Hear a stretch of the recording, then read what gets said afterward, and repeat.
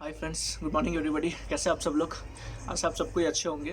तो मैंने पिछला एक वीडियो बनाया था कोरोना वायरस के लॉकडाउन के टाइम पर रिलेशनशिप को कैसे बैलेंस करना है, उस पर कैसे काम करना है जिससे कि अपना सेल्फ डेवलपमेंट हो सके, उस टाइम को कैसे सही यूटिलाइज करना है जिससे क्या होगा कि अपना भी डेवलपमेंट होगा, आसपास के इन्वायरमेंट का भी डेवलपमेंट होगा और सब साथ में ग्रो करेंगे। ठीक है ना? तो इस चीज़ पर फोकस करना बहुत इंपॉर्टेंट है कि इस टाइम को सही यूटिलाइज कैसे करना है और माइंडसेट को पॉजिटिव रख करके काम करना है। कभी भी माइंडसेट को नेगेटिव नहीं रखना है, कि माइंडसेट नेगेटिव हो गया तो सारा चीज़ इधर उधर हो जाएगा। फिर जो जिस काम के लिए आप मतलब आए हो, जिस काम को आप करना चाहते हो, आप अच्छे से नहीं कर पाओगे। ठीक है? तो उस पर मैंने कुछ बातें की थी, मतलब किस तरीके से अपने टाइम को सही से यूटिलाइज करना है, अपने लाइफस्टाइल को थोड़ा बेटर बनाना है, कोई नया स्किल सीख करके आप कैसे ग्रो कर सकते हो। तो आप नया नया स्किल्स सीख सकते हो, बहुत सारे स्किल्स सीख करके आप उसमें ग्रो कर सकते हो। ठीक है?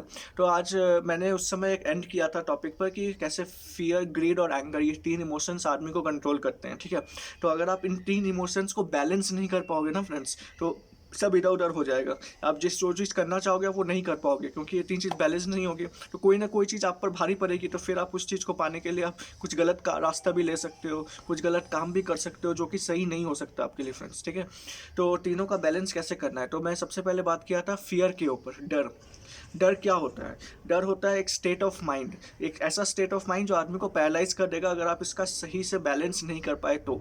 डर किसी भी चीज़ से हो सकता है फ्रेंड्स, जैसे रात में भूत देखने का डर। ठीक है ना? रात में आप भूत वाला सीरियल देख करके सो रहे हो, आप सो नहीं पा रहे हो, वो एक अलग टाइप का डर होता है। ठीक है ना? तो भले ही वो होता नहीं है, लेकिन आप वो देखते हो जिस समय, तो उस समय आपके माइंड में वो चीज़ पैदा हो जाती है अपने आप। तो वो एक डर होता है। ठीक है ना? हर समय लगता है कि आसपास घूम रहा है, लेकिन एक्चुअल में नहीं होता है।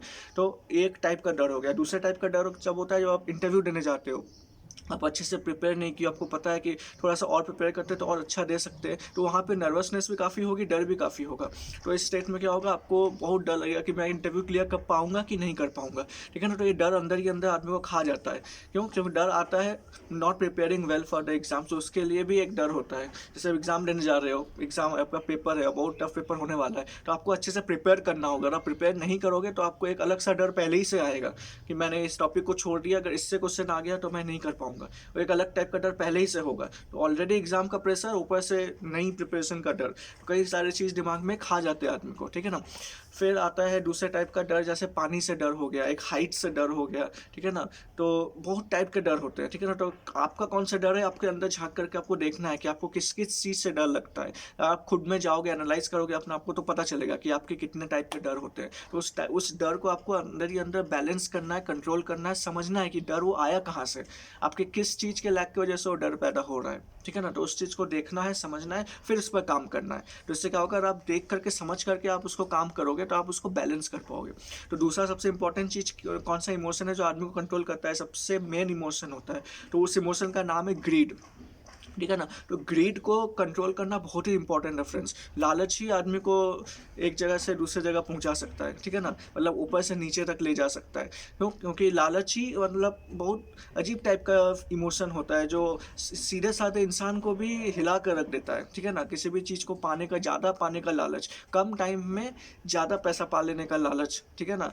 अच्छे अच्छे चीज़ों में मतलब क्या होता है कि आदमी सेटिस्फाइड नहीं रहता अपने चीज़ों के साथ, अपने लाइफस्टाइल के साथ, तो वो ज़्यादा पाने का लालच रखता है। तो उसके लिए वो चाहता है कि मैं कम मेहनत में शॉर्टकट ट्रिक अपना कर मैं ज़्यादा चीज़ पा सकूँ। ठीक है ना? तो वो ऐसा होता नहीं है।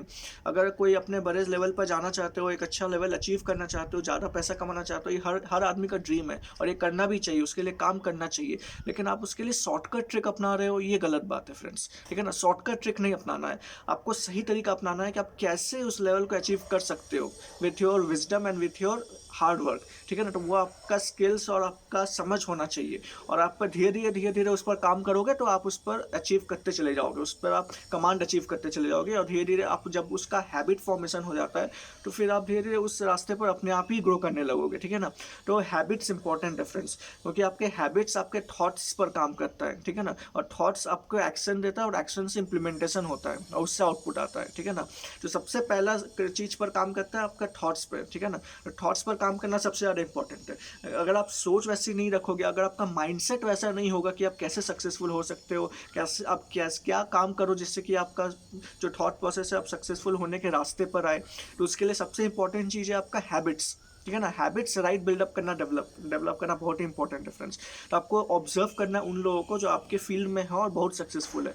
उन लोगों को ऑब्जर्व करना है कि उन लोग कर क्या रहे हैं, उन लोग की आदतें क्या है, क्योंकि आदतें ही इंसानों को बनाती है फ्रेंड्स। ठीक है, तो आदत को समझना है कि उन लोगों की आदत क्या है, उन लोग सुबह उठते ही क्या करते हैं, उन लोग कितने बजे उठते हैं, उन लोग क्या क्या काम करते हैं सुबह उठकर, उन लोग का रूटीन क्या होता है, उन लोग क्या क्या शेड्यूल करके रखे हुए हैं पूरे दिन में, उन लोग उसको कैसे फिनिश अप कर रहे हैं, फिर अब बाकी टास्क को वो कैसे परफॉर्म कर रहे हैं, फिर कैसे इस लेवल को अचीव किए, उनके क्या वो थे, ब्लूप्रिंट थे।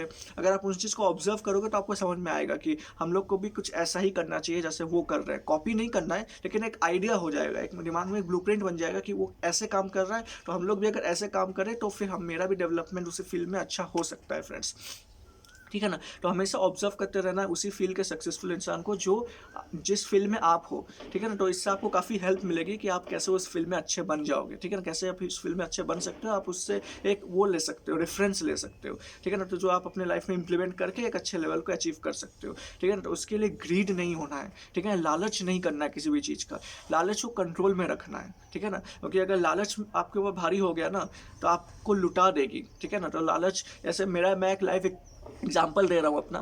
तो मुझे किस चीज़ का डर था, मुझे किसी चीज़ में ग्रीड था, डर था कि अगर मैं स्टार्टिंग की बात कर रहा हूँ, मुझे बहुत डर लगता था इंटरव्यू देने में। फिर धीरे धीरे जब मैं नॉलेज बढ़ाया, अपना नॉलेज स्किल्स बढ़ाया मैंने, तो उसके बाद डर धीरे धीरे कम हो गया, क्योंकि मुझे पता है कि उस स्किल्स में मुझे मास्टर है, मैं उस चीज़ को अच्छे से कर रहा हूँ, तो मुझे किसी चीज़ का डर नहीं है। और लालच, मैंने स्टार्टिंग में बहुत अंदर ही अंदर लालच था कि मतलब बिना उतना स्किल्स एक्वायर किए मैं चला आता था इंटरव्यू देने, या फिर मैं चला आता था मतलब ज़्यादा पैसा कमाने के लिए। तो वो क्या होता था, मतलब कभी कभी लोग देखे होंगे, ऐसे स्कैम्स बहुत सारे हुए हैं कि मतलब आपसे पैसा ले लेगा जॉब देने के नाम पर और बोलेगा कि मैं अच्छे अच्छे कंपनी में आपको जॉब दिलाऊंगा, लेकिन ऐसा रियलिटी में होता नहीं है फ्रेंड्स। अगर आप कोई भी आपको जॉब देगा तो कोई आपसे पैसा नहीं मांगेगा फ्रेंड्स। ठीक है ना, कई बार ऐसा होता है कि आप 3-4 हज़ार रुपये दे देते हो और वो बोलता है कि आपका जॉब कन्फर्म्ड है, आपको इतना मिलेगा ही मिलेगा, जॉब आपको मिलेगा ही मिलेगा, भले आपका इंटरव्यू कैसा भी हुआ हो।